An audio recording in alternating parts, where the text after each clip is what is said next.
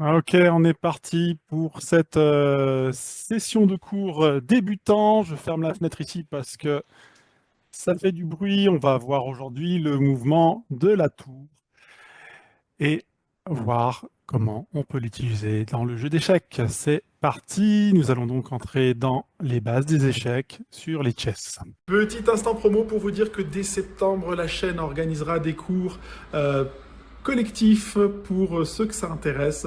Le lien sera dans la description. 3 niveaux de cours, débutant, intermédiaire et avancé.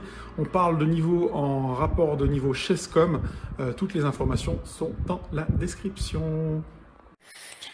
Nous avons vu récemment le roi, à quel point le roi était la pièce la plus importante de l'échiquier, celle qu'on ne peut absolument pas perdre. On a vu ensemble un petit peu la notion de capture des pièces. On a vu également comment la dame était à son tour la plus puissante pièce de l'échiquier parce qu'elle avait une zone de mouvement très très grande, prenant toutes les lignes, toutes les diagonales et toutes les colonnes. Et nous allons maintenant voir le mouvement de la tour pour continuer. La tour est une pièce puissante. Es-tu prêt à la manœuvrer? C'est ce que nous allons voir ensemble. Et la tour, il faut savoir qu'elle se balade complètement en horizontale et en verticale. La tour, par exemple, peut partir de cette position, par exemple, si elle était sur l'échiquier, et faire toutes les directions verticales et horizontales. Elle peut bien entendu s'arrêter au bout d'une case, mais aussi bien aller jusqu'au bout de l'échiquier.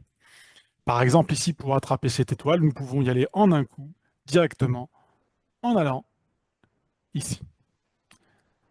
Là, nous avons un exemple ici. Si nous voulons pouvoir prendre toutes ces étoiles, il faudra alors passer d'abord par là, et ensuite par là, et on obtiendra le mouvement. Encore une fois, quand vous êtes sur l'e-chess, vous voyez ici les cases sur lesquelles vous pouvez aller, et quand une pièce vous bloque, vous ne pouvez pas aller derrière. Encore une fois, on ne mange pas en passant par-dessus la pièce, on mange une pièce en s'arrêtant sur la pièce.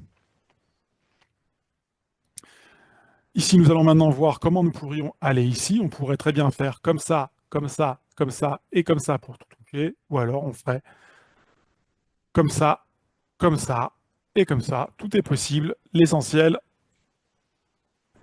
c'est de bien comprendre que la tour ne fait que des lignes horizontales et verticales et jamais de diagonale. Jamais de diagonale.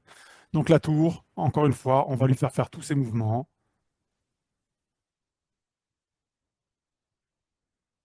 Vous voyez, il y a un coup, deux coups, trois coups, quatre coups et cinq coups. Et si on veut, on peut effectivement atteindre toutes les lignes.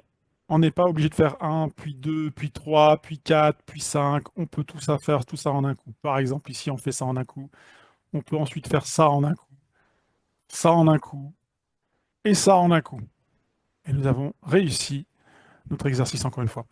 Prenons un exemple ici. On pourrait faire effectivement ça en un coup, ça en un coup, ça en un coup, ça en un coup, ça en un coup, ça en un coup, et ça en un coup.